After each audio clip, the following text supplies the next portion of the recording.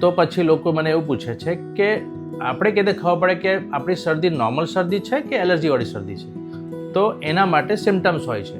હવે જે નોર્મલ શરદી છે એમાં આપણે નાકમાં પાણી ગળે, નાક બંધ થઈ જાય, બરાબર, એ સિમ્ટમ્સ હોય છે અને એ તમને ક્યારે બી થઈ શકે છે.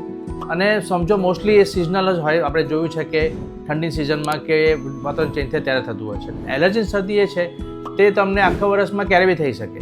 ખાસ કરીને એલર્જીને લેવા દેવા હોય પોલેન્સથી લેવા દેવા હોય, પછી અમુક વાર ઘાસથી લેવા દેવા હોય, તો એવું કંઈ વાતાવરણ ફેરબદલ થાય તો આપણને એલર્જી થાય.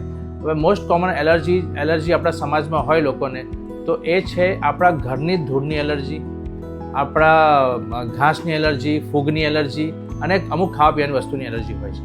હવે એના સિમ્ટમ્સ કયા? તો એલર્જીના સિમ્ટમ એવા છે કે તમે એકદમ નોર્મલ હતા, તો પ્રોબ્લેમ કંઈ હતું જ નહીં, પછી અચાનકથી તમને છીકો ચાલુ થઈ ગઈ, નાકમાં પાણી ગળવાનું ચાલુ થઈ ગયું, નાક બંધ થઈ ગયું.